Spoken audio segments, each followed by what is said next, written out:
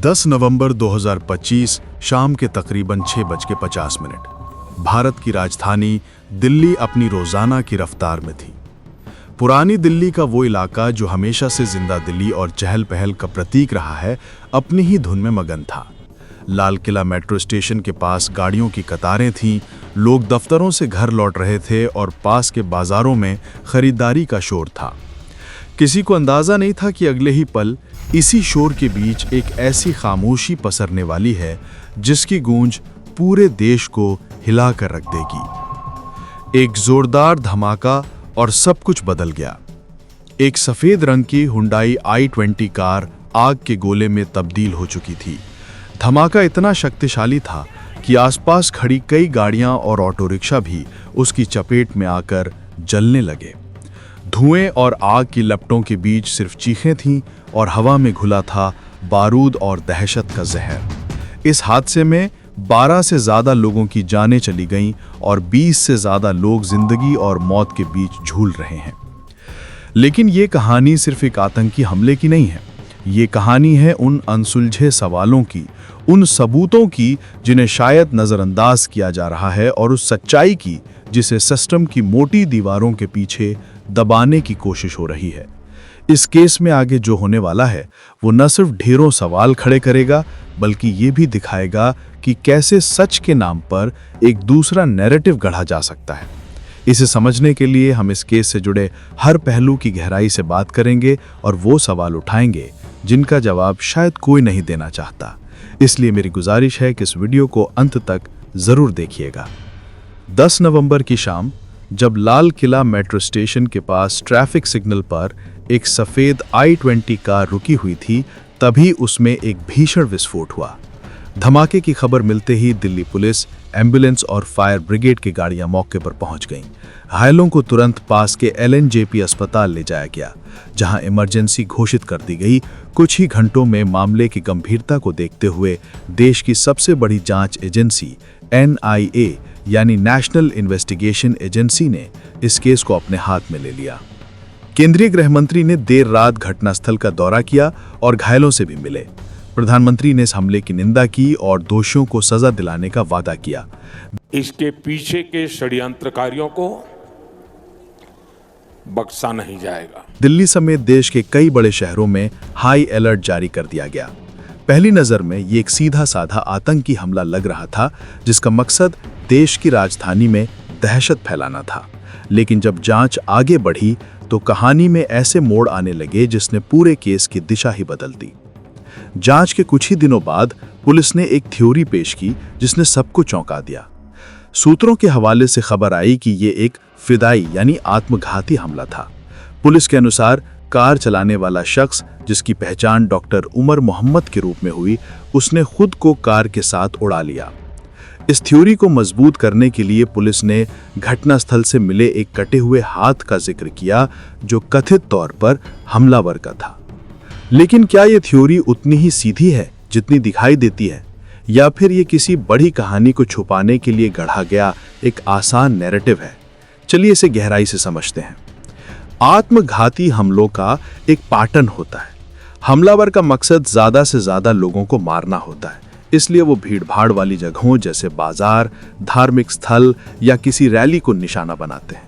लेकिन यहाँ हमला एक ट्रैफिक सिग्नल पर खड़ी कार में हुआ। अगर हमलावर का मकसद सिर्फ दहशत फैलाना और ज्यादा जाने लेना था, तो क्या उसके लिए ये सबसे सही जगह थी? क्या वो कार को किसी भीड़ भरे बाजार में नहीं ले जा सकता था? पुलिस का दावा है कि उन्हें एक कटा हुआ हाथ मिला है, लेकिन क्या सिर्फ एक अंग का मिलना ये साबित करने के लिए काफी है कि ये एक आत्मघाती हमला ही था? आज की टेक्नोलॉजी के दौर में बम को रिमोट से या टाइमर से भी एक्टिवेट किया जा सकता है। हो सकता है कि कार में बम रखने वाला कोई और हो और उसने दूर बैठकर इस धमाके को अंजाम दिया हो। जब तक DNA रिपोर्ट से ये साफ नहीं हो जाता कि वो हाथ किसका था और उसकी मौत धमाके में ही हुई थी, तब तक इस फिदाई थ्योरी पर पूरी तरह यकीन करना मुश्किल है। धमाके के दिन ही दिल्ली से सटे फरीदाबाद के धौज इलाके से 358 किलोग्राम अमोनियम नाइट्रेट और कई हथियार बरामद हुए थे। जांच एजेंसियों ने तुरंत इस रिकवरी को दिल्ली धमाके से जोड़ने की कोशिश की। ये कहा गया कि डॉक्टर उमर मोहम्मद का कनेक्शन फरीदाबाद के इसी टेरर मॉड्यूल से था जिसमें 3 डॉक्टर पहले ही गिरफ्तार हो चुके थे।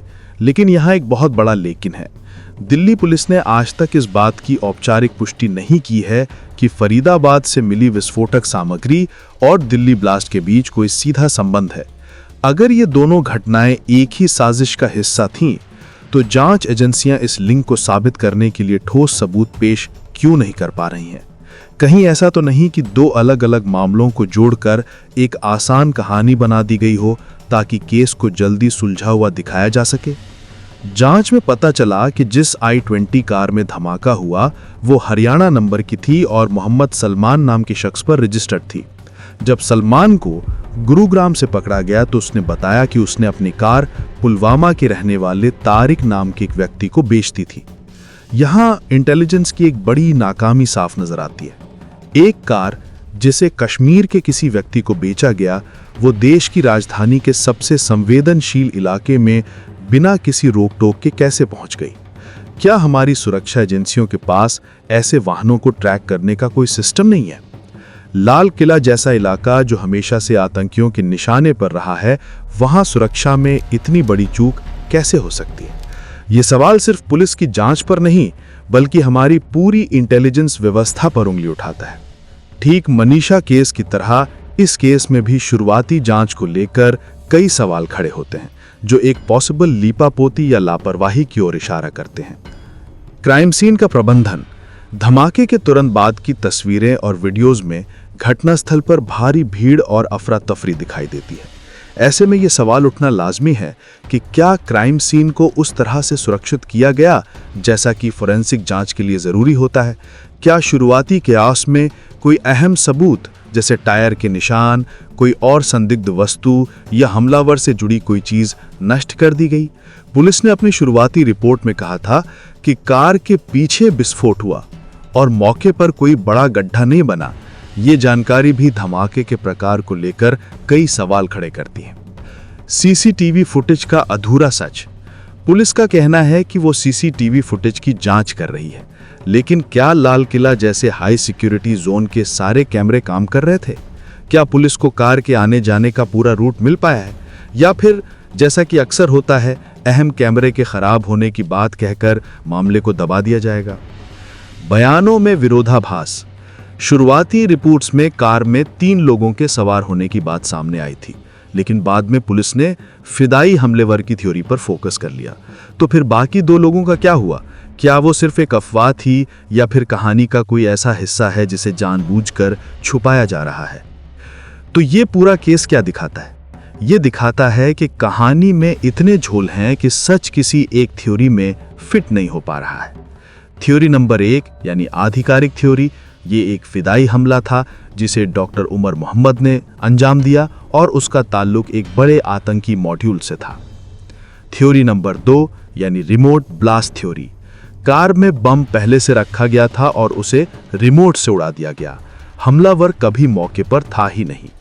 थ्योरी नंबर 3 यानी इंटेलिजेंस फेलियर थ्योरी, ये हमला हमारी सुरक्षा और इंटेलिजेंस एजेंसीज की बड़ी नाकामी का नतीजा है जिसने आतंकियों को राजधानी के दिल में हमला करने का मौका दिया। मनीषा केस की तरह इस केस में भी जांच की प्रक्रिया पर गंभीर सवाल खड़े हो रहे हैं जो एक संभावित लीपापोती या लापरवाही की ओर इशारा करते हैं। जिस तरह वहां पोस्टमार्टम रिपोर्ट्स में विरोधाभास था, यहां बयानों और थ्योरीज में विरोधाभास है। जिस तरह वहां पुलिस के ढीले रवैये ने केस को कमजोर किया, यहां भी इंटेलिजेंस की चूक ने गुनहगारों का काम आसान कर दिया है। यह कहना गलत नहीं होगा कि यह सिर्फ एक आतंकी हमले का केस नहीं है। यह नेग्लिजेंस और शायद मैनिपुलेशन का भी केस दिख रहा है, जहां सच को आसान जवाबों के नीचे दबाया जा रहा है। कोर्ट में हमेशा बेनिफिट ऑफ डाउट आरोपी को मिलता है, और जब जांच में ही इतने लूप होल्स हों तो असली कातिल अगर पकड़े भी गए तो शायद कानून की गिरफ्त से आसानी से निकल जाएंगे। सवाल सिर्फ उन 12 बेगुनाहों की मौत का नहीं है जिन्होंने अपनी जान गंवाई। सवाल उस सच का है जो शायद कभी बाहर नहीं आ पाएगा। सवाल उस भरोसे का है जो इस देश की जनता अपनी सुरक्षा व्यवस्था पर करती है। और जब तक इन सवालों के जवाब नहीं मिलते तब तक दिल्ली के इस धमाके की गूंज हमारे कानों में गूंजती रहेगी, एक दर्दनाक याद दिलाते हुए कि इंसाफ का रास्ता कितना मुश्किल है। इस कहानी में अभी कई परतें खुलनी बाकी हैं। हम उम्मीद करते हैं कि एनआईए इस मामले की तह तक जाएगी और असली गुनहगारों को सजा दिलाएगी। लेकिन तब तक ये हमारा और आपका फर्ज है कि हम सवाल पूछते रहें।